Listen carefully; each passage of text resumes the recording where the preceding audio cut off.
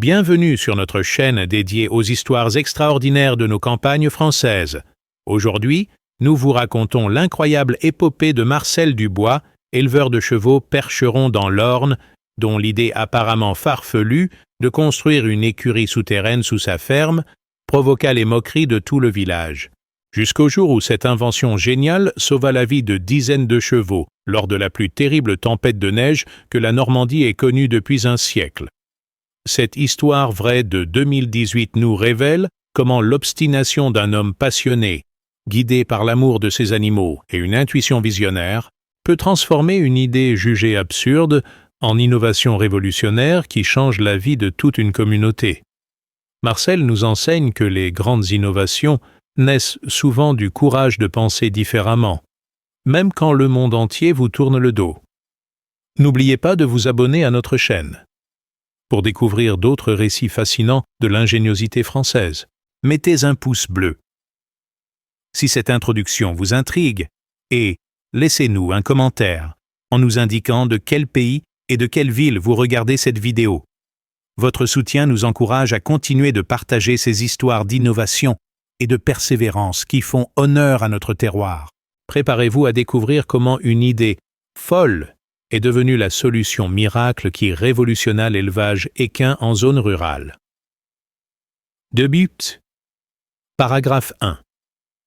Au cœur de la campagne ornaise, dans le petit village de Saint-Germain-du-Corbéis, Marcel Dubois menait depuis 15 ans un élevage de chevaux percherons qui faisait la fierté de sa famille et l'admiration des connaisseurs. Cette exploitation de 40 hectares, héritée de son grand-père maternel, abritait une trentaine de chevaux de trait aux robes grises caractéristiques de cette race normande millénaire.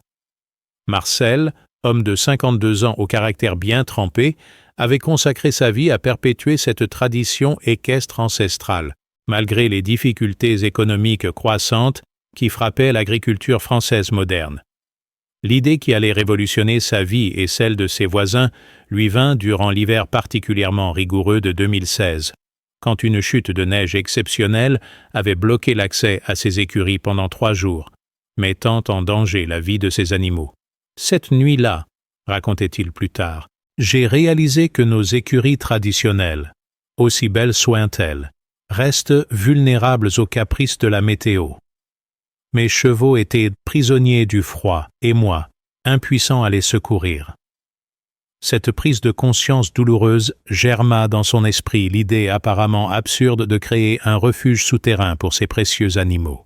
Marcel commença par étudier discrètement la faisabilité de son projet. Ancien élève de l'école d'ingénieurs de Purpan en agronomie, il possédait les connaissances techniques nécessaires pour concevoir une installation souterraine respectant les besoins physiologiques des équidés. Ventilation optimale, température stable, accès facilité, évacuation des déjections. Cette formation scientifique, initialement destinée à l'agriculture moderne, se révélait providentiellement adaptée à ce projet architectural révolutionnaire. Cependant, dès qu'il évoqua son idée auprès de ses voisins éleveurs, lors d'une réunion de la coopérative agricole locale, les réactions oscillèrent entre incrédulité et franche moquerie. Une écurie souterraine, s'esclaffait Robert Lemoine, éleveur voisin et président de la chambre d'agriculture départementale. Marcel a regardé trop de films de science-fiction. Les chevaux ont besoin de lumière et de grand air, pas de vivre comme des taupes. Cette réaction, partagée par l'ensemble de la profession, isolait progressivement Marcel dans sa conviction. Les autorités locales se montraient également sceptiques face à ce projet inédit. Le maire de Saint-Germain-du-Corbéis, Jean-Pierre Dumont, confessait ses inquiétudes. Monsieur Dubois est un éleveur respecté, mais cette idée d'écurie souterraine me paraît dangereuse pour les animaux et compliquée pour les secours en cas d'urgence. Cette méfiance administrative compliquait considérablement l'obtention des autorisations nécessaires à la réalisation du projet. Les services vétérinaires départementaux exprimaient des réserves techniques fondées, risque d'humidité excessive, problèmes de ventilation, difficultés d'évacuation en cas d'incendie, stress psychologique des animaux privés de lumière naturelle. Le docteur Martine Leclerc, vétérinaire équine de référence dans la région, résumait ses inquiétudes. Monsieur Dubois sous-estime les besoins éthologiques de ses chevaux. Un percheron a besoin de voir le ciel, de sentir le vent, de vivre au rythme des saisons. Même sa propre famille manifestait des doutes sur cette entreprise coûteuse et risquée. Son épouse Sylvie, comptable de formation et gestionnaire des finances de l'exploitation, calculait amèrement. « Marcel, ce projet va nous coûter plus de 200 000 €. C'est notre budget de 3 années. Et si ça ne marche pas, nous sommes ruinés. » Cette pression financière ajoutait un stress considérable à l'isolement social que subissait déjà Marcel. Ses enfants, Pierre et Marie, étudiants en agronomie qui devaient reprendre l'exploitation familiale, exprimaient également leur réticence. « Papa, » argumentait Pierre, « tes collègues ont peut-être raison. Cette écurie souterraine, personne n'en a jamais fait. Et si les chevaux tombent malades, si les acheteurs nous boudent, notre réputation en dépend. » Cette inquiétude des héritiers sur l'avenir de l'entreprise familiale touchait Marcel au cœur. La presse agricole locale, alertée par cette initiative originale, publia un article teinté d'ironie, intitulé « L'éleveur qui veut enterrer ses chevaux ». Ce papier, sans être méchant, présentait Marcel comme un doux rêveur déconnecté des réalités de l'élevage moderne. L'article concluait « Monsieur Dubois ferait mieux d'investir dans l'amélioration de ses écuries existantes plutôt que de creuser des trous dans sa terre. » Cette médiatisation moqueuse renforçait l'isolement social de l'éleveur visionnaire.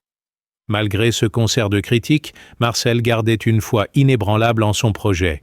« Ils verront bien, » murmurait-il en arpentant ses terres. « Le jour où la météo nous jouera un mauvais tour, ils comprendront l'utilité de mon refuge souterrain. » Cette détermination stoïque, nourrie par l'amour profond qu'il portait à ses chevaux, allait le soutenir durant les 2 années difficiles de conception et de construction de son innovation révolutionnaire.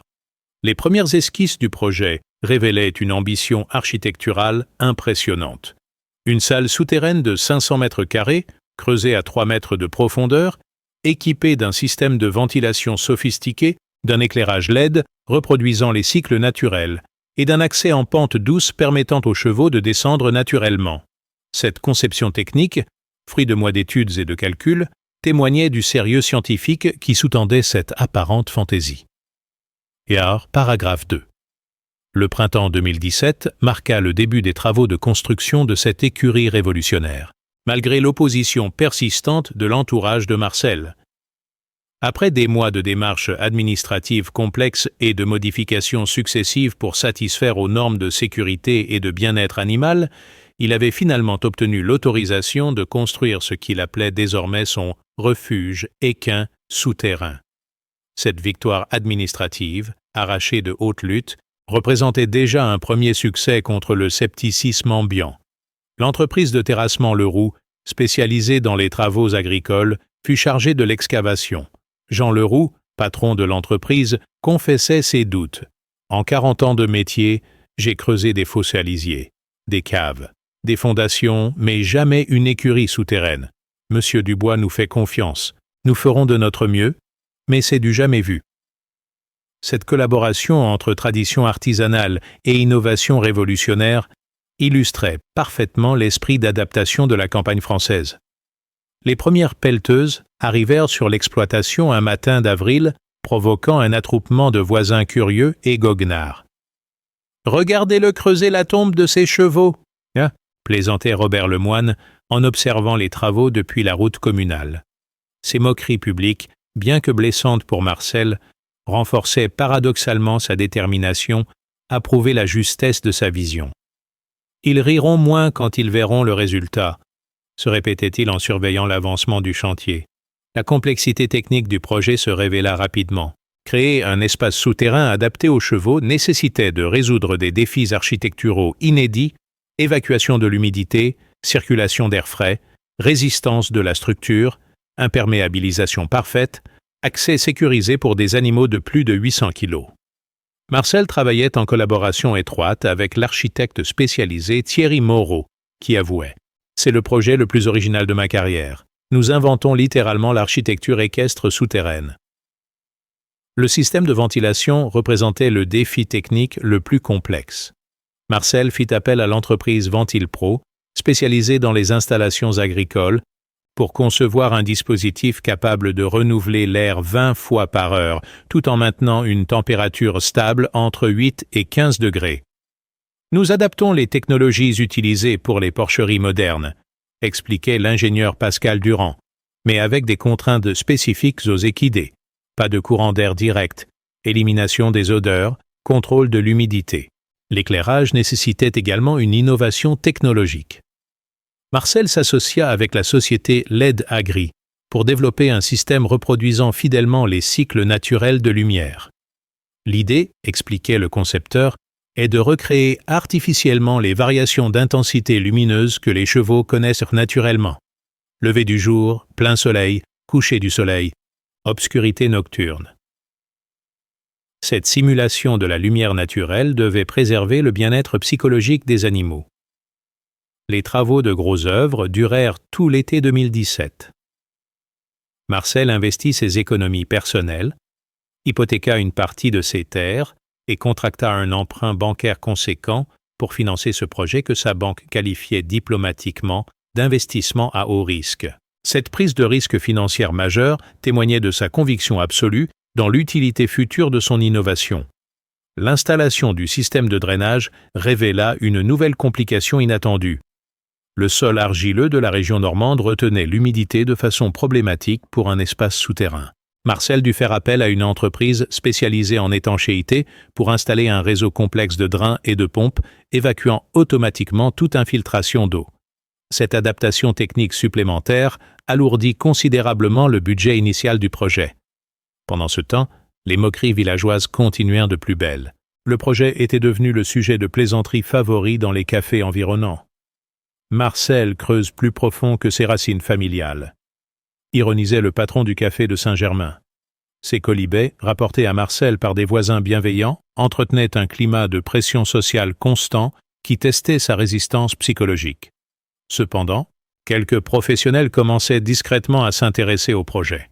Le docteur Leclerc, malgré ses réticences initiales, suivait l'évolution des travaux avec une curiosité croissante.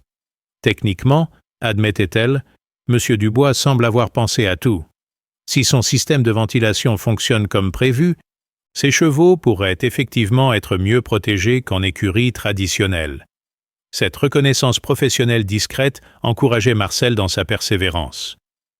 L'automne 2017 vit l'achèvement de la structure principale. L'espace souterrain impressionné par ses dimensions et sa finition soignée. Plafond voûté renforcé, sol bétonné avec caillebotis d'évacuation, murs carrelés pour faciliter l'entretien, éclairage LED programmable, ventilation silencieuse. Cette réalisation technique de haute qualité commençait à imposer le respect, même aux plus sceptiques. Les premiers tests de fonctionnement des équipements révélèrent la sophistication du système conçu par Marcel. La ventilation maintenait automatiquement une température stable. L'éclairage simulait parfaitement les cycles naturels. L'évacuation des eaux usées fonctionnait sans défaillance. Ces performances techniques, contrôlées par les services vétérinaires, validaient progressivement la faisabilité de l'innovation. Restait l'épreuve ultime, faire descendre les chevaux dans cet espace souterrain et observer leurs réactions. Marcel choisit ses 3 animaux les plus dociles pour les premiers essais, prêt à abandonner immédiatement le projet si ses protégés montraient le moindre signe de stress ou d'inconfort. Cette phase de test allait déterminer si 2 années d'efforts et d'investissement aboutiraient au succès espéré ou à un échec retentissant. Que c'est gagnant. Paragraphe 3.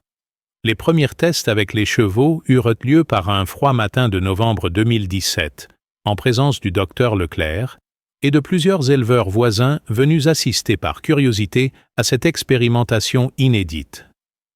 Marcel avait choisi Tempête, son étalon percheron de 8 ans particulièrement calme et confiant, pour inaugurer ce qui pourrait devenir soit un refuge révolutionnaire, soit le plus coûteux échec de sa carrière d'éleveur. L'atmosphère était tendue, chacun retenant son souffle en observant la réaction de l'imposant animal face à cette innovation architecturale. La descente vers l'écurie souterraine s'effectua par une rampe en pente douce de 6%, spécialement conçue pour respecter les capacités locomotrices des chevaux de trait. Tempête, guidé par Marcel avec une patience infinie, manifesta d'abord une hésitation naturelle face à cet environnement inconnu. « Vas-y mon beau », murmurait l'éleveur d'une voix rassurante. « Découvre ta nouvelle maison d'hiver. » Cette première descente, filmée par Pierre pour documenter l'expérience, dura 15 minutes d'une tension extrême.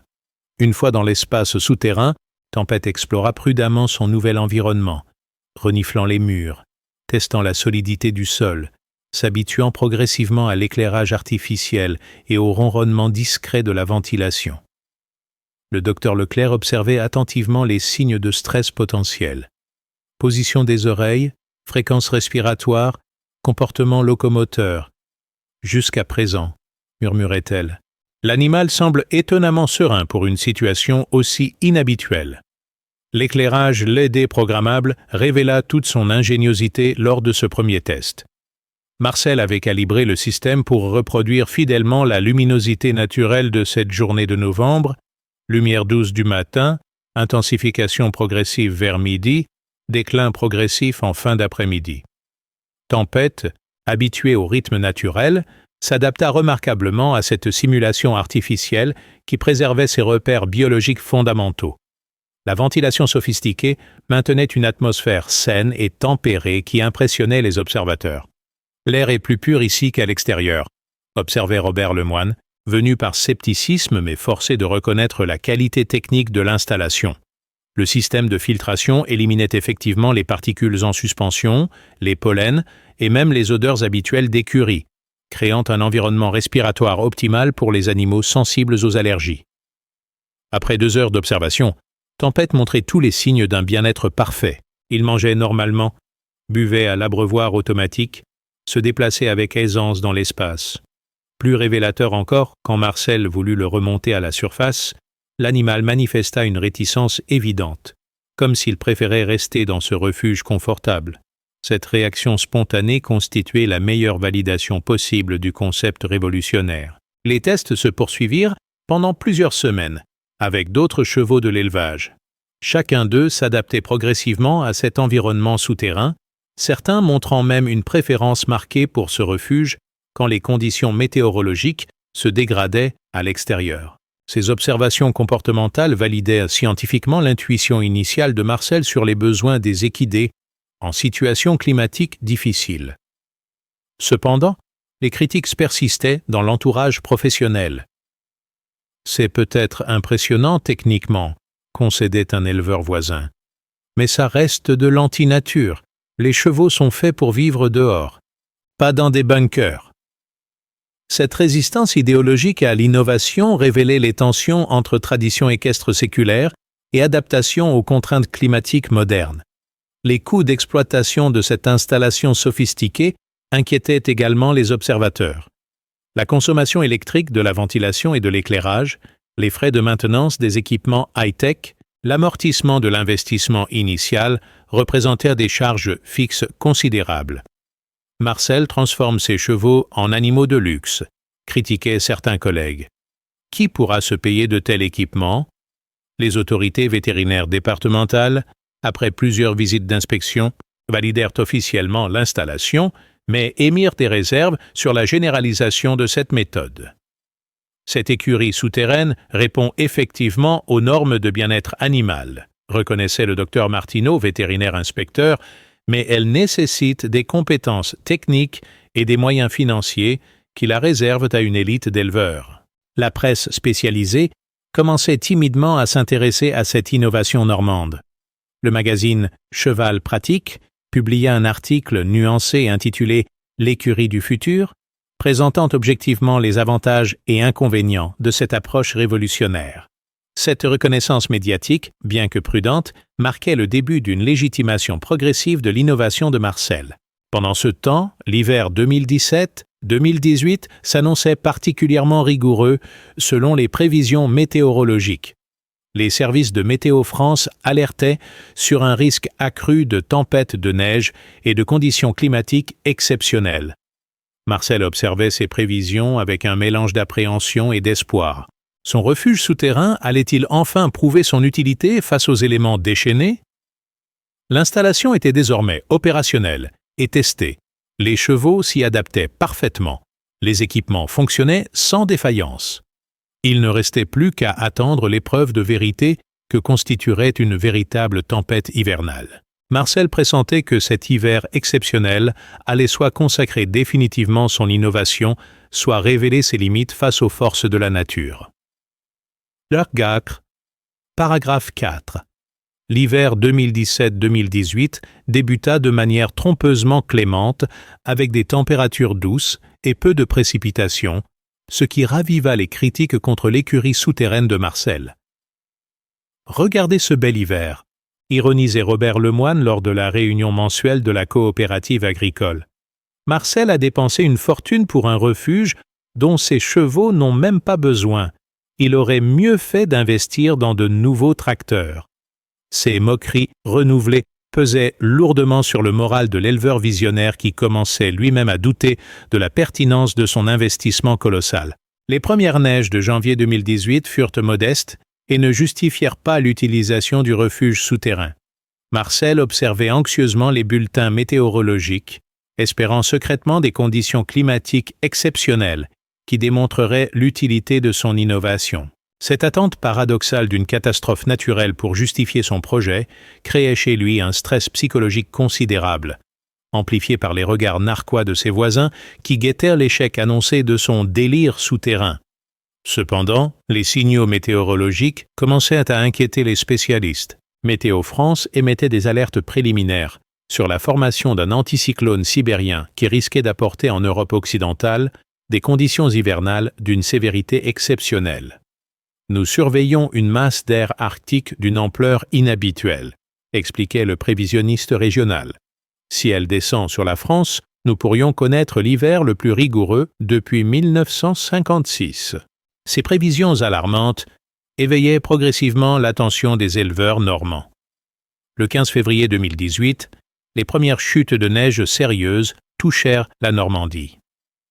En 48 heures, 20 cm de neige s'accumulèrent dans la région de Saint-Germain-du-Corbéis, paralysant partiellement la circulation et compliquant l'accès aux exploitations agricoles isolées.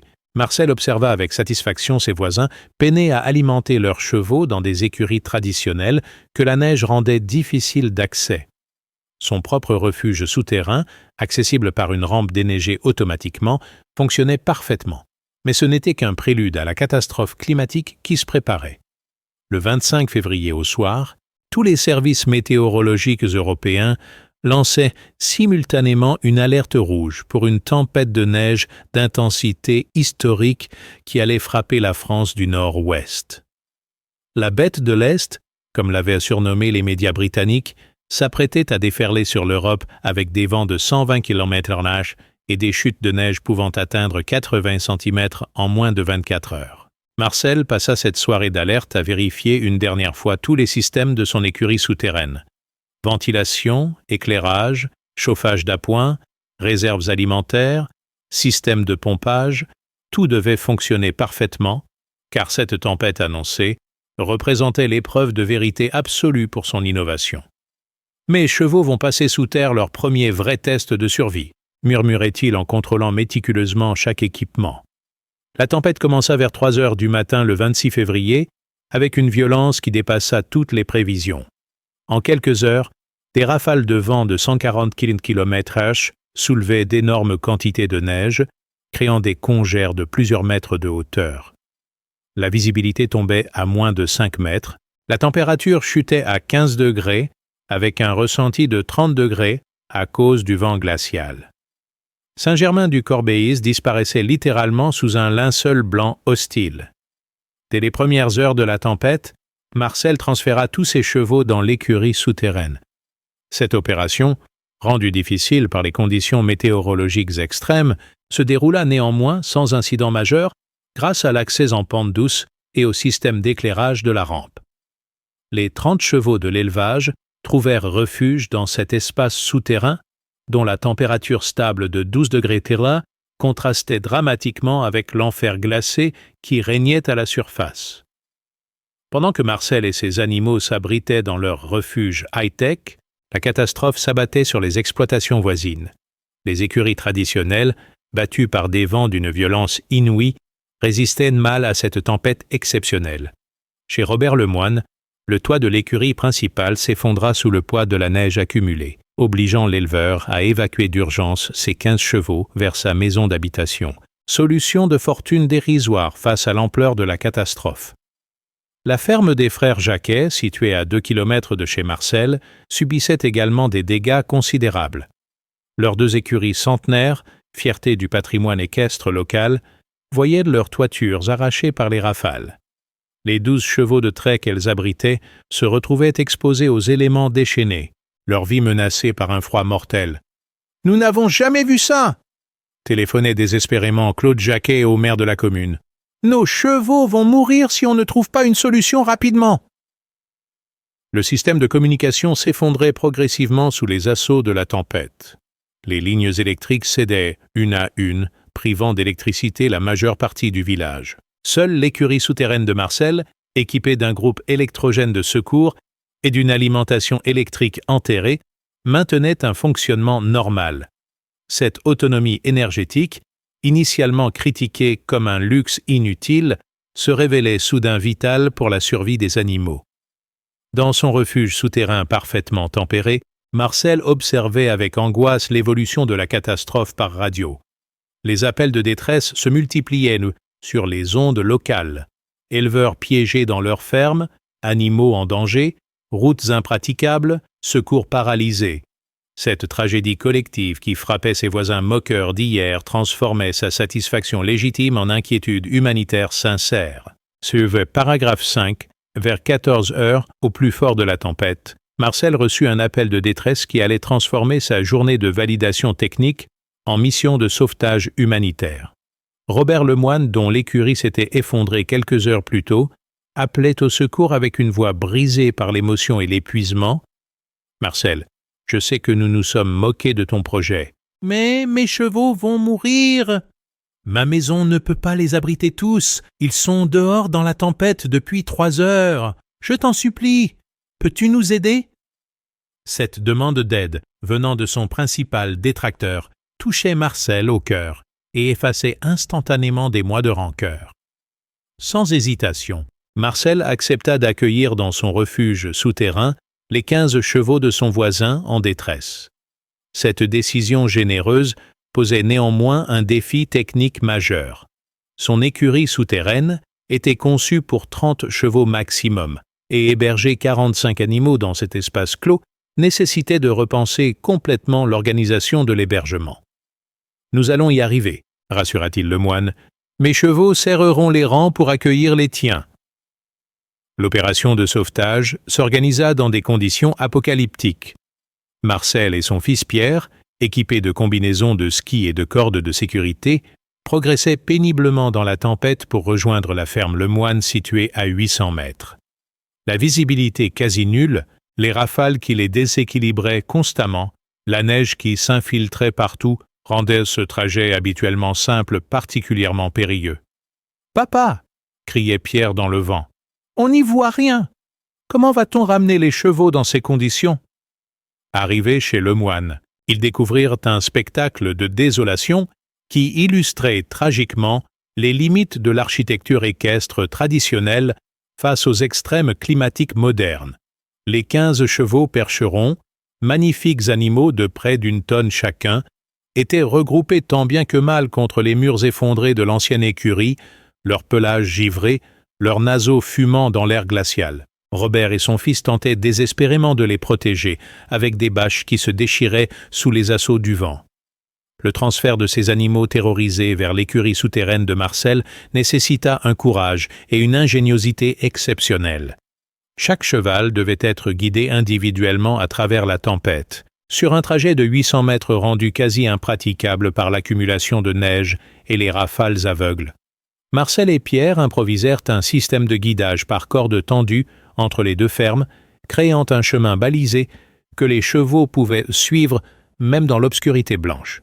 L'opération dura 4 heures d'un labeur épuisant et dangereux. Chaque animal était accompagné par un homme qui le rassurait de la voix et de la main, progressant lentement dans la bourrasque hostile.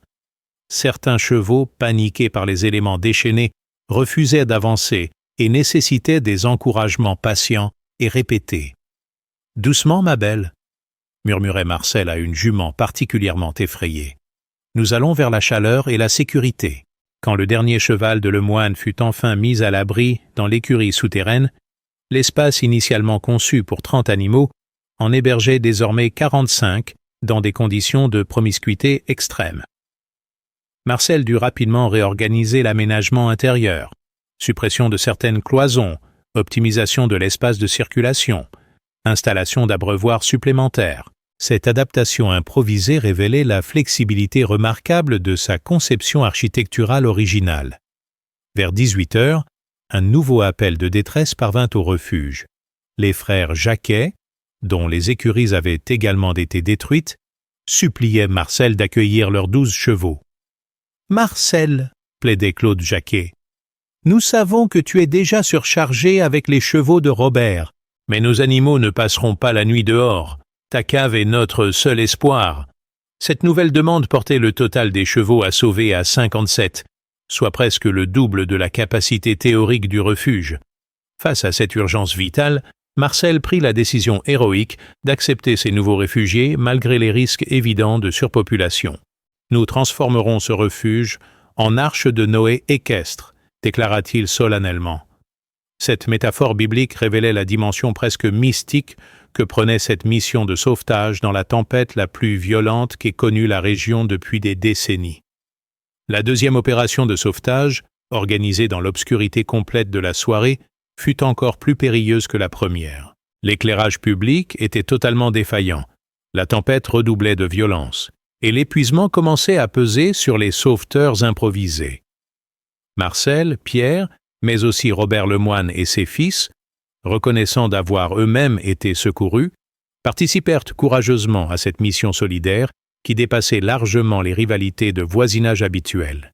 L'arrivée des derniers chevaux dans le refuge souterrain créa une situation de surpeuplement critique, mais gérable grâce à l'intelligence de conception de Marcel. La ventilation sophistiquée, dimensionnée avec une marge de sécurité, parvenait encore à maintenir une atmosphère respirable. L'éclairage LED, programmé pour reproduire les cycles naturels même en situation d'urgence, préservait l'équilibre psychologique des animaux stressés. Le système de chauffage d'appoint maintenait une température stable malgré l'augmentation de la charge calorifique. Cette nuit, du 26 au 27 février 2018, marqua l'apogée de la tempête et la consécration absolue de l'innovation de Marcel. Pendant que 57 chevaux survivaient confortablement dans son refuge high-tech, la région tout entière était paralysée par des conditions climatiques d'une violence inouïe. L'écurie souterraine moquée par tous était devenue l'unique îlot de sécurité équestre dans un océan de désolation hivernale. L'aube du 27 février révéla l'ampleur de la catastrophe qui avait frappé la Normandie équestre. Plus de la moitié des écuries traditionnelles de la région avaient subi des dommages importants. Des dizaines de chevaux étaient morts de froid ou blessés par les effondrements. Seuls les 57 animaux abrités dans le refuge de Marcel avaient traversé cette épreuve sans le moindre dommage. Validation éclatante d'une innovation longtemps ridiculisée. Hirschwald, paragraphe 6. L'accalmie progressive de la tempête. Dans la matinée du 27 février, révéla un paysage normand méconnaissable, transformé en désert blanc, où émergeaient çà et là les structures effondrées des bâtiments agricoles qui n'avaient pas résisté à la violence des éléments. Quand Marcel ouvrit enfin l'accès de son écurie souterraine pour permettre aux 57 chevaux de découvrir ce nouveau monde hivernal, le spectacle qui s'offrait à eux contrastait dramatiquement avec la chaleur et la sécurité de leur refuge temporaire. Cette émergence collective, filmée par Pierre sur son téléphone portable, allait devenir virale sur les réseaux sociaux et transformer Marcel en célébrité nationale. Les propriétaires des chevaux sauvés, Robert Lemoine et les frères Jacquet, contemplaient avec émotion leurs animaux indemnes sortir paisiblement de ce refuge qui leur avait sauvé la vie. « Marcel, » déclara solennellement Robert en serrant la main de son voisin, « je te dois des excuses publiques et la vie de mes chevaux. Ton projet que nous trouvions fou s'est révélé génial. Tu nous as sauvés. » Cette reconnaissance publique venant de son principal détracteur marquait symboliquement la victoire de l'innovation sur les préjugés conservateurs. Les frères Jacquet, eux aussi bouleversés par la générosité et la clairvoyance de Marcel, proposèrent immédiatement de participer financièrement à l'amélioration du refuge, qui venait de leur rendre un service inestimable. « Marcel, » expliquait Claude Jacquet, « nous voulons t'aider à agrandir ton écurie souterraine. Si une autre tempête comme celle-ci arrive, nous devons pouvoir accueillir encore plus de chevaux. Tu as créé le seul abri sûr de la région. » Cette proposition de partenariat marquait le début d'une révolution dans l'approche collective de l'hébergement équestre d'urgence. Les autorités locales, longtemps sceptiques face à ce projet innovant, découvraient de soudain son potentiel d'utilité publique. Le maire Jean-Pierre Dumont, accompagné du sous-préfet venu constater les dégâts de la tempête, visitait l'écurie souterraine avec un respect nouveau. « Monsieur Dubois, » reconnaissait officiellement le maire, « votre installation privée a assumé une mission de service public que nous n'avions pas anticipée. La commune doit réfléchir à soutenir ce type d'innovation préventive. » La visite des services vétérinaires départementaux confirmait le succès sanitaire total de cette opération de sauvetage d'urgence. Malgré les conditions de surpopulation temporaire, aucun cheval n'avait développé de stress pathologique, de problèmes respiratoires ou de troubles comportementaux. « C'est remarquable, » observait le docteur Leclerc en examinant les animaux. « Ces chevaux semblent même plus sereins que s'ils avaient passé la tempête dans des écuries traditionnelles. Votre système de ventilation et d'éclairage a parfaitement fonctionné. » L'information de ce sauvetage héroïque se répandait rapidement dans la région, puis au niveau national, grâce aux réseaux sociaux et à la presse locale. Le journal Ouest France titrait « Un éleveur visionnaire sauve 57 chevaux grâce à son écurie souterraine », tandis que France 3 Normandie préparait un reportage spécial sur cette innovation qui avait transformé un original en héros local. Cette médiatisation positive effaçait définitivement des mois de moqueries et d'incompréhension. Les réactions affluaient de toute la France équestre, des éleveurs de chevaux de course de Chantilly, des clubs hippiques parisiens, des haras nationaux s'informaient sur les caractéristiques techniques de cette écurie révolutionnaire qui venait de faire ses preuves dans des conditions extrêmes.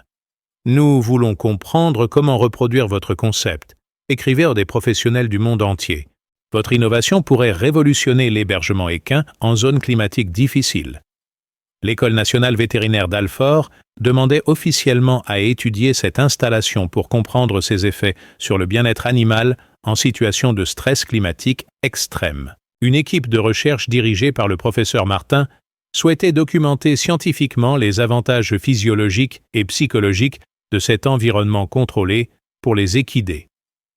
Cette reconnaissance académique consacrait définitivement la légitimité scientifique du projet. Les entreprises spécialisées dans l'équipement agricole commençaient à s'intéresser commercialement à cette innovation normande. La société agricole Innovation contactait Marcel pour étudier les possibilités d'industrialisation de son concept d'écurie souterraine. « Nous pensons que votre invention répond à un besoin réel », expliquait leur directeur technique. « Avec le changement climatique, les événements météorologiques extrêmes vont se multiplier. Votre refuge équin représente une solution d'avenir. » Cependant, Marcel gardait les pieds sur terre malgré cette reconnaissance soudaine. « Cette tempête était exceptionnelle, » expliquait-il modestement aux journalistes. « Mon écurie souterraine n'est qu'une solution parmi d'autres pour protéger nos animaux. L'important est que nous ayons sauvé 57 vies. Le reste n'est que technique. » Cette humilité face au succès révélait la grandeur d'âme de cet éleveur que l'épreuve avait transformé en innovateur malgré lui. Les compagnies d'assurance agricole s'intéressaient également aux implications économiques de cette innovation. Les dégâts causés par la tempête dans les écuries traditionnelles se chiffraient en millions d'euros pour la seule région normande. L'écurie souterraine de Marcel, qui avait fonctionné parfaitement, représentait un modèle de prévention des risques climatiques que les assureurs pourraient encourager par des tarifs préférentiels.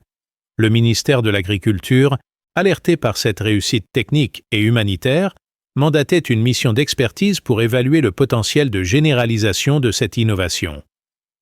L'adaptation de l'agriculture au changement climatique nécessite des solutions innovantes, expliquait la directrice de cabinet. L'expérience de M. Dubois mérite d'être étudiée comme modèle de résilience agricole face aux événements météorologiques extrêmes. Cette consécration officielle transformait progressivement Marcel d'éleveur local en référence nationale de l'innovation agricole. Des invitations à des colloques, des demandes de conférences, des sollicitations médiatiques affluaient de partout. Mais Marcel restait avant tout un homme de terrain, plus préoccupé par le bien-être de ses chevaux que par sa notoriété naissante. Son écurie souterraine avait prouvé son utilité. Cela lui suffisait amplement. Paragraphe 7. Les semaines suivant la tempête historique transformèrent la vie de Marcel d'une manière qu'il n'avait jamais imaginée. Son téléphone sonnait constamment avec des appels d'éleveurs, d'architectes, d'ingénieurs et même d'investisseurs du monde entier qui voulaient comprendre, reproduire ou commercialiser son concept d'écurie souterraine. Je ne pensais pas que sauver des chevaux ferait autant de bruit, confiait-il à son épouse Sylvie, débordée par la gestion de cette correspondance internationale inattendue. La télévision nationale s'empara de cette histoire qui incarnait parfaitement l'ingéniosité française face à l'adversité. L'émission Capitale de M6 consacra un reportage de 20 minutes à cette innovation normande, suivi de reportages sur TF1, puis de Des racines et des ailes sur France 3. Marcel, peu habitué aux caméras mais passionné par son sujet, expliquait avec pédagogie les principes techniques de son refuge équin devant des millions de téléspectateurs fascinés par cette réussite artisanale. L'impact international de cette innovation dépassait toutes les prévisions. Des délégations d'éleveurs canadiens, confrontés aux hivers rigoureux du Québec, firent le déplacement jusqu'en Normandie pour étudier cette solution adaptée aux climats extrêmes. Votre concept pourrait révolutionner l'élevage équin dans nos régions nordiques, expliquait le président de l'Association des éleveurs du Québec. Nous aimerions adapter votre modèle à nos contraintes climatiques spécifiques. Les pays scandinaves manifestaient un intérêt encore plus marqué. Une délégation officielle norvégienne, menée par le ministre de l'Agriculture d'Oslo, vint étudier les possibilités d'implantation de ce type d'installation dans les régions arctiques où l'élevage équin traditionnel restait problématique. En Norvège, expliquait le ministre, nous avons des chevaux fjord exceptionnels, mais l'hébergement hivernal reste notre principal défi. Votre innovation pourrait nous aider. L'École polytechnique de Paris invita Marcel à présenter son projet dans le cadre d'un colloque sur innovation et adaptation climatique dans l'agriculture moderne. Cette reconnaissance académique prestigieuse consacrait définitivement le passage du statut d'éleveur provincial à celui d'innovateur reconnu. Monsieur Dubois illustre parfaitement comment l'intuition pratique peut devancer la recherche théorique, introduisait le directeur de l'école lors de cette conférence. Les constructeurs d'équipements agricoles se bousculaient pour proposer des partenariats commerciaux à Marcel. La société allemande Agertech offrait de racheter son concept pour le développer industriellement à travers l'Europe. L'américain John Deere proposait un contrat d'exclusivité mondiale pour l'équipement de ses écuries souterraines. Ces propositions financières considérables tentaient Marcel, mais il restait attaché à son contrôle personnel de l'innovation qu'il avait créée. Cependant, cette notoriété soudaine créait aussi des complications inattendues. Des dizaines de visiteurs venaient quotidiennement observer l'écurie souterraine, perturbant le fonctionnement normal de l'exploitation. Marcel dut organiser des créneaux de visite pour concilier sa nouvelle mission de démonstrateur avec ses obligations d'éleveur. « Je ne pensais pas que mes chevaux deviendraient des attractions touristiques », plaisantait-il en accueillant un groupe d'étudiants vétérinaires. La commune de Saint-Germain-du-Corbéis décida d'exploiter cette notoriété pour développer un tourisme de l'innovation agricole. Le maire Jean-Pierre Dumont proposa de créer un centre de démonstration des techniques d'élevage modernes autour de l'écurie souterraine de Marcel.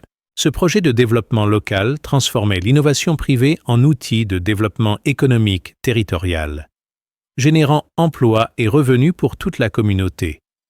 Les retombées économiques de cette innovation dépassaient largement le secteur équin.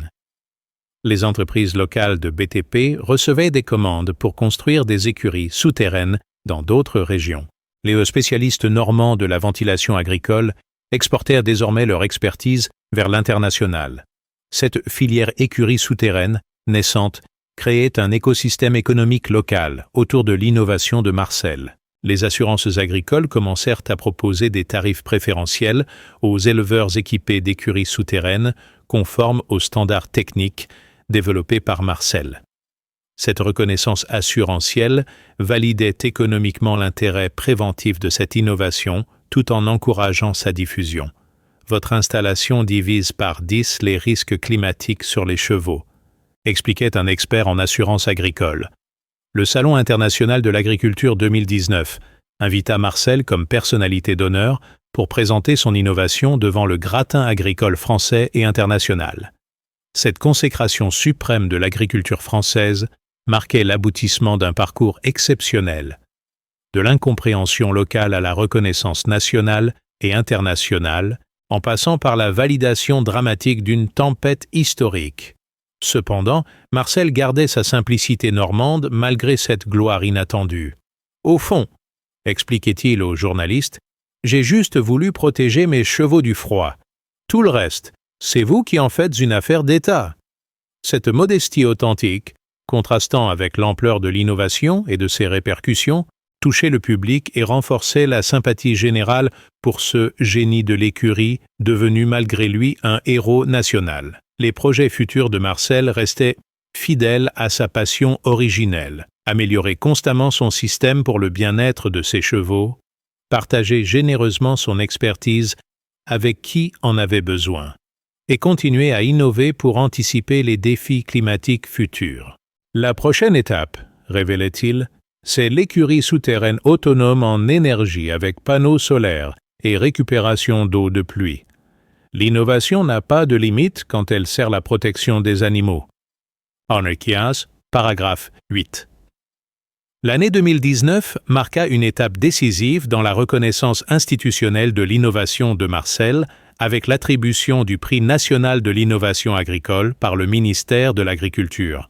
Cette distinction prestigieuse, remise personnellement par le ministre Didier Guillaume lors d'une cérémonie solennelle au Palais de l'Élysée, consacrait définitivement le passage de l'éleveur normand excentrique au statut d'innovateur de référence dans l'adaptation de l'agriculture au changement climatique. M. Dubois incarne l'esprit français d'innovation pragmatique au service du bien-être animal, déclara le ministre en lui remettant sa distinction. Cette reconnaissance officielle s'accompagnait d'un soutien financier gouvernemental pour développer un centre national de recherche sur l'hébergement équin innovant basé à Saint-Germain-du-Corbéis. Ce projet ambitieux, doté d'un budget de 2 millions d'euros sur 3 ans, visait à formaliser scientifiquement les innovations empiriques de Marcel et à développer des standards techniques reproductibles à grande échelle. L'INRAE, Institut national de recherche pour l'agriculture, l'alimentation et l'environnement, fut chargé de coordonner cette recherche révolutionnaire. L'équipe de recherche, dirigée par le docteur Marie-Claire Rousseau, spécialiste en bien-être animal, s'installa dans des locaux construits spécialement à proximité de l'écurie souterraine originelle. Leur mission consistait à quantifier précisément les bénéfices de ce type d'hébergement. Impact sur la santé respiratoire des chevaux, effet sur leur comportement, optimisation des systèmes de ventilation et d'éclairage, adaptation aux différents climats régionaux. Cette approche scientifique rigoureuse devait transformer l'intuition géniale de Marcel en méthodologie reproductible. Les premières études confirmèrent spectaculairement les intuitions de l'éleveur visionnaire. Les chevaux hébergés en écurie souterraine présentaient une diminution de 75% des pathologies respiratoires par rapport aux animaux en écurie traditionnelle. Leur niveau de stress, mesuré par dosage du cortisol salivaire, était inférieur de 40% à la normale. Plus surprenant encore, leur espérance de vie semblait augmenter significativement grâce à cet environnement protégé et contrôlé. L'innovation de Marcel inspirait désormais d'autres secteurs de l'élevage. Des producteurs de bovins laitiers expérimentèrent des stabulations souterraines pour protéger leurs troupeaux des canicules estivales de plus en plus fréquentes. Des éleveurs de porcs développaient des porcheries enterrées pour optimiser le contrôle climatique et réduire les nuisances olfactives. Cette généralisation du concept souterrain révolutionnait progressivement l'architecture agricole française. L'international ne restait pas en reste. Le Japon, régulièrement frappé par des typhons destructeurs, commanda à Marcel la conception d'écuries souterraines résistant aux vents de 200 km/h et aux inondations. L'Australie, confrontée aux incendies de forêt qui ravageaient régulièrement les zones d'élevage, étudier l'adaptation du concept pour protéger chevaux et bétail des feux de brousse. Ces adaptations internationales enrichissaient constamment l'innovation originelle. La formation de spécialistes en architecture équine souterraine devint rapidement nécessaire face à la demande croissante. L'École nationale vétérinaire d'Alfort créa un diplôme universitaire spécialisé tandis que plusieurs écoles d'ingénieurs intégraient cette thématique dans leur cursus. Marcel, devenu professeur associé malgré son absence de diplômes académiques, transmettait avec passion son expertise pratique aux futurs concepteurs d'écuries innovantes. L'impact environnemental de cette innovation séduisait particulièrement les écologistes. L'écurie souterraine consommait 60% d'énergie en moins qu'une installation traditionnelle grâce à l'inertie thermique du sol et à l'optimisation des systèmes techniques. De plus, elle permettait de préserver les paysages ruraux en rendant invisible une partie des bâtiments agricoles. Cette discrétion architecturale réconciliait développement agricole et protection paysagère. Les collectivités territoriales commencèrent à intégrer ces innovations dans leur politique d'aménagement rural. La région Normandie lança un programme de subvention pour encourager la construction d'écuries souterraines chez les jeunes éleveurs. Le département de l'Orne créa un prix de l'innovation agricole durable, inspiré directement par l'exemple de Marcel. Ces soutiens publics accéléraient la diffusion de cette révolution équine. Cependant, cette success story générait aussi quelques effets pervers. Le tourisme de l'innovation, autour de l'écurie souterraine, perturbait parfois la tranquillité rurale de Saint-Germain du Corbéis. Des promoteurs immobiliers tentèrent de spéculer sur cette notoriété nouvelle en développant des projets résidentiels écologiques autour du site. Marcel dut lutter pour préserver l'authenticité agricole de son innovation contre ces dérives commerciales. La concurrence internationale s'intensifiait également. L'année 2019 marqua une étape décisive dans la reconnaissance institutionnelle de l'innovation de Marcel avec l'attribution du prix national de l'innovation agricole par le ministère de l'Agriculture. Cette distinction prestigieuse, remise personnellement par le ministre Didier Guillaume lors d'une cérémonie solennelle au Palais de l'Élysée, consacrait définitivement le passage de l'éleveur normand excentrique au statut d'innovateur de référence dans l'adaptation de l'agriculture au changement climatique. M. Dubois incarne l'esprit français d'innovation pragmatique au service du bien-être animal, déclara le ministre en lui remettant sa distinction. Cette reconnaissance officielle s'accompagnait d'un soutien financier gouvernemental pour développer un Centre national de recherche sur l'hébergement équin innovant basé à Saint-Germain-du-Corbéis. Ce projet ambitieux, doté d'un budget de 2 millions d'euros sur 3 ans, visait à formaliser scientifiquement les innovations empiriques de Marcel et à développer des standards techniques reproductibles à grande échelle. L'INRAE, Institut national de recherche pour l'agriculture, l'alimentation et l'environnement, fut chargé de coordonner cette recherche révolutionnaire. L'équipe de recherche, dirigée par le Dr Marie-Claire Rousseau, spécialiste en bien-être animal, s'installa dans des locaux construits spécialement à proximité de l'écurie souterraine originelle. Leur mission consistait à quantifier précisément les bénéfices de ce type d'hébergement. Impact sur la santé respiratoire des chevaux, effet sur leur comportement, optimisation des systèmes de ventilation et d'éclairage, adaptation aux différents climats régionaux. Cette approche scientifique rigoureuse devait transformer l'intuition géniale de Marcel en méthodologie reproductible. Les premières études confirmèrent spectaculairement les intuitions de l'éleveur visionnaire. Les chevaux hébergés en écurie souterraine présentaient une diminution de 65% des pathologies respiratoires par rapport aux animaux en écurie traditionnelle. Leur niveau de stress, mesuré par dosage du cortisol salivaire, était inférieur de 40% à la normale. Plus surprenant encore, leur espérance de vie semblait augmenter significativement grâce à cet environnement protégé et contrôlé. L'innovation de Marcel inspirait désormais d'autres secteurs de l'élevage. Des producteurs de bovins laitiers expérimentaient des stabulations souterraines pour protéger leurs troupeaux des canicules estivales de plus en plus fréquentes. Des éleveurs de porcs développaient des porcheries enterrées pour optimiser le contrôle climatique et réduire les nuisances olfactives. Cette généralisation du concept souterrain révolutionnait progressivement l'architecture agricole française. L'international ne restait pas en reste. Le Japon, régulièrement frappé par des typhons destructeurs, commanda à Marcel la conception d'écuries souterraines résistant aux vents de 200 km/h et aux inondations. L'Australie, confrontée aux incendies de forêt qui ravageaient régulièrement les zones d'élevage, étudiait l'adaptation du concept pour protéger chevaux et bétail des feux de brousse.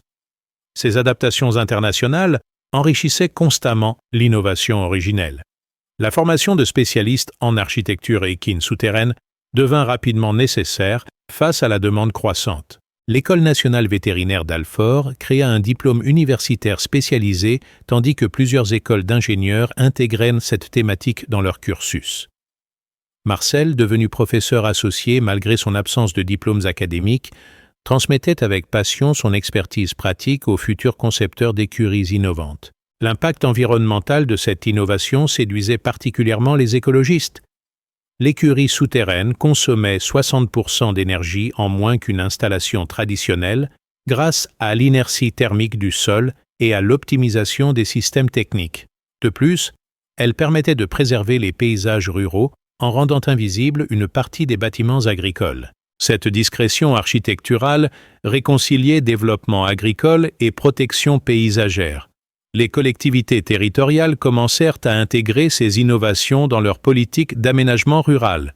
La région Normandie lança un programme de subvention pour encourager la construction d'écuries souterraines chez les jeunes éleveurs. Le département de l'Orne créa un prix de l'innovation agricole durable, inspiré directement par l'exemple de Marcel. Ces soutiens publics accéléraient la diffusion de cette révolution équine. Cependant, cette success story générait aussi quelques effets pervers. Le tourisme de l'innovation, autour de l'écurie souterraine, perturbait parfois la tranquillité rurale de Saint-Germain du Corbéis. Des promoteurs immobiliers tentèrent de spéculer sur cette notoriété nouvelle en développant des projets résidentiels écologiques autour du site. Marcel dut lutter pour préserver l'authenticité agricole de son innovation contre ces dérives commerciales. La concurrence internationale s'intensifiait également. Des entreprises chinoises proposaient des copies bon marché de l'écurie souterraine française, sans respecter les standards de qualité et de bien-être animal développés par Marcel. Cette contrefaçon inquiétait l'innovateur normand qui craignait que des installations défaillantes ne nuisent à la réputation de son concept. « Mon nom est associé à cette innovation », expliquait-il. « Je me sens responsable de toutes les écuries souterraines construites dans le monde. » Paragraphe 9. L'évolution de Marcel de simple éleveur en entrepreneur innovant culmina avec la création en 2020 de l'entreprise Écurie souterraine du bois, société spécialisée dans la conception, la construction et l'équipement d'installations équines enterrées. Cette formalisation commerciale de son expertise, longtemps repoussée par attachement à son statut d'éleveur traditionnel, devint inévitable face à la demande mondiale croissante et au risque de copie non conforme de son innovation. Je préfère contrôler le développement de mon concept plutôt que de le voir dénaturé par des imitateurs, expliquait Marcel en signant les statuts de sa nouvelle société. L'entreprise, installée dans un bâtiment moderne construit à côté de l'écurie souterraine originelle, employait déjà 15 salariés, ingénieurs, techniciens, commerciaux et même un vétérinaire spécialisé en bien-être animal. Cette équipe pluridisciplinaire permettait d'offrir un service complet depuis la conception personnalisée jusqu'à la maintenance des installations, en passant par la formation des utilisateurs.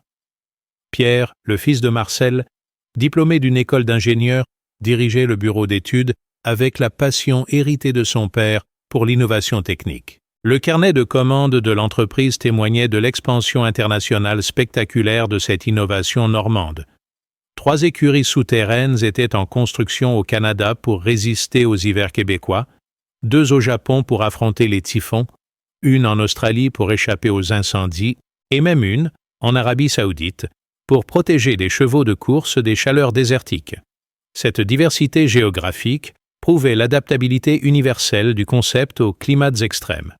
Chaque projet nécessitait une adaptation spécifique aux contraintes locales. L'écurie souterraine saoudienne intégrait un système de climatisation solaire pour maintenir 20 degrés dans un environnement où la température extérieure pouvait atteindre 50 degrés. L'installation canadienne comportait un chauffage géothermique pour éviter le gel du sol. Ces adaptations technologiques enrichissaient constamment l'expertise de l'équipe et repoussaient les limites de l'innovation originelle. La recherche et développement restaient au cœur de la stratégie de l'entreprise. Marcel investissait 20% du chiffre d'affaires dans l'amélioration continue de ces systèmes, en partenariat avec l'INRAE et plusieurs universités européennes. Les dernières innovations portaient sur l'intelligence artificielle appliquée au contrôle climatique, la réalité virtuelle pour l'enrichissement psychologique des chevaux confinés et même la robotique pour l'automatisation de l'entretien des installations. L'impact social de cette réussite entrepreneuriale rayonnait sur tout le territoire ornais. L'entreprise de Marcel avait créé directement 50 emplois qualifiés dans la région, sans compter les emplois induits chez les sous-traitants locaux. Les lycées techniques de la région adaptèrent leur formation pour répondre aux besoins en main-d'œuvre spécialisés de cette filière émergente. Cette dynamique économique transformait Saint-Germain-du-Corbéis en pôle d'excellence de l'innovation agricole. La formation internationale devenait un axe majeur de développement. L'entreprise Dubois organisait des stages de formation pour des vétérinaires, des architectes et des éleveurs du monde entier venus apprendre les techniques françaises d'hébergement équin souterrain. Ces formations, facturées 5 000 € par personne pour une semaine, généraient un chiffre d'affaires significatif tout en diffusant l'expertise normande à l'international. Marcel gardait néanmoins un œil vigilant sur la qualité et l'éthique de cette expansion commerciale. Il refusait systématiquement les projets qui ne respectaient pas ses standards de bien-être animal ou qui détournaient son concept à des fins purement spéculatives. « Mon innovation doit servir les chevaux, pas enrichir des spéculateurs », martelait-il lors des conseils d'administration. Cette intransigeance éthique, parfois coûteuse commercialement, préservait l'intégrité de son héritage technique. La reconnaissance internationale de Marcel atteignit son apogée avec son invitation comme conférencier principal au Congrès mondial de médecine vétérinaire équine de Lexington, Kentucky, temple mondial de l'élevage de chevaux de course. Devant 2000 vétérinaires et éleveurs du monde entier, l'ancien éleveur moqué de Normandie présentait désormais ses innovations comme standard futur de l'hébergement équin moderne. Qui aurait imaginé qu'un fermier normand révolutionnerait l'élevage mondial ? S'amusait le président du Congrès en l'introduisant. Les retombées médiatiques de cette consécration américaine furent considérables. Les magazines spécialisés du monde entier publièrent des dossiers sur la révolution française de l'écurie souterraine. Netflix produisit même un documentaire intitulé « L'homme qui parlait aux chevaux souterrains », suivi par 15 millions de spectateurs dans le monde. Cette notoriété planétaire transformait Marcel en ambassadeur involontaire du génie français à l'étranger. Cependant, cette réussite extraordinaire n'avait pas fait oublier à Marcel ses racines et ses valeurs. Il continuait à élever ses chevaux, percherons dans l'écurie souterraine originelle, participait aux foires agricoles locales et maintenait des liens étroits avec la communauté rurale qu'il avait vu naître et grandir. « Je reste un éleveur de chevaux avant tout », rappelait-il régulièrement. « Mon entreprise et ma notoriété ne sont que des moyens pour mieux protéger les animaux que j'aime. » L'héritage de cette aventure extraordinaire dépassait largement la réussite personnelle de Marcel pour inspirer toute une génération d'agriculteurs français confrontés aux défis du changement climatique. Son exemple prouvait qu'un seul homme, guidé par la passion et l'obstination, pouvait révolutionner tout un secteur d'activité et transformer une moquerie collective en innovation mondiale. Cette leçon d'optimisme et de persévérance résonnait particulièrement dans une agriculture française en quête de nouveaux modèles durables. Paragraphe 10. 6 ans après la tempête qui avait révélé au monde l'innovation de Marcel, l'écurie souterraine originelle de Saint-Germain-du-Corbéis était devenue un véritable lieu de pèlerinage pour les passionnés d'équitation et d'innovation agricole du monde entier. Transformée en musée vivant de l'innovation équine, cette installation historique accueillait plus de 50 000 visiteurs par an, contribuant significativement à l'économie touristique de la région normande. Marcel, désormais âgé de 58 ans, guidait personnellement les visites les plus prestigieuses, racontant avec la même passion intacte l'épopée de cette invention née de l'amour pour ses chevaux. L'impact global de cette innovation française se mesurait désormais en centaines d'écuries souterraines construites sur les 5 continents. Chaque installation portait la signature technique de l'entreprise Dubois, garantissant le respect des standards de bien-être animal développés en Normandie. Cette dissémination mondiale avait permis de sauver des milliers de chevaux lors de catastrophes climatiques. Ouragans aux États-Unis, cyclones en Australie, tempêtes de sable au Moyen-Orient, vagues de froid en Sibérie. Chaque sauvetage validait rétrospectivement l'intuition géniale de l'éleveur normand. Les universités vétérinaires du monde entier intégraient désormais l'étude des systèmes du bois dans leur cursus obligatoire, consacrant définitivement cette innovation comme référence académique internationale. La méthode française d'hébergement équin contrôlé était enseignée de Harvard à Tokyo, de Cambridge à Sydney, transformant une invention artisanale en science universitaire reconnue. Cette institutionnalisation académique assurait la pérennité et le développement continu de l'innovation au-delà de son créateur original.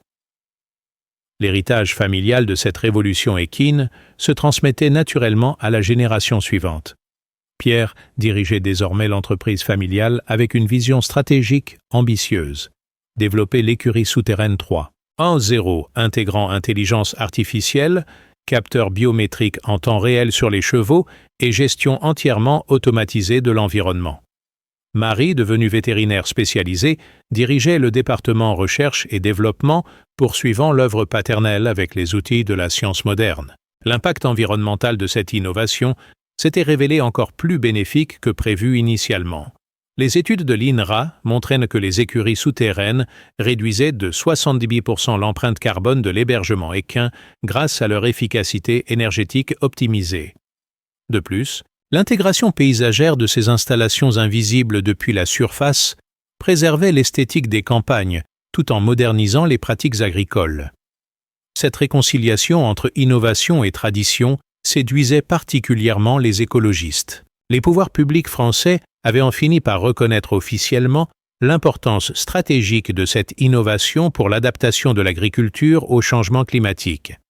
Le président de la République lui-même était venu inaugurer en 2023 le campus international de l'innovation équine, construit autour de l'écurie originelle de Marcel. Cette visite présidentielle consacrait définitivement l'entrée de l'innovation normande dans le patrimoine technologique français, au même niveau que l'aéronautique ou le spatial. L'influence de Marcel dépassait désormais le seul secteur équin pour inspirer d'autres révolutions agricoles. Sa philosophie d'innovation respectueuse était étudiée dans les écoles de management comme modèle de développement économique durable. Des entrepreneurs du monde entier venaient en Normandie étudier sa méthode. Comment concilier innovation technique, respect animal, développement économique et préservation des traditions. Cette approche holistique fascinait les observateurs internationaux. Le rayonnement international de cette success story française avait également des retombées diplomatiques inattendues. L'expertise Dubois était sollicitée dans le cadre de coopération internationale pour le développement rural, particulièrement dans les pays confrontés aux défis climatiques extrêmes. Cette diplomatie de l'innovation équine renforçait l'image de la France comme leader mondial de l'agriculture durable et de la protection animale. Cependant, Marcel conservait une humilité touchante face à cette consécration internationale. Au fond, expliquait-il aux journalistes lors du 10e anniversaire de la tempête historique, j'ai juste voulu que mes chevaux n'aient plus froid l'hiver. Tout le reste, c'est vous qui l'avez transformé en révolution mondiale. Moi, je reste un simple éleveur qui aime ses animaux. Cette simplicité authentique, préservée malgré la gloire et la fortune, touchait profondément le public et expliquait en partie la sympathie universelle dont jouissait l'innovateur normand. L'avenir s'annonçait prometteur pour cette innovation française, qui continuait d'évoluer et de s'adapter aux nouveaux défis.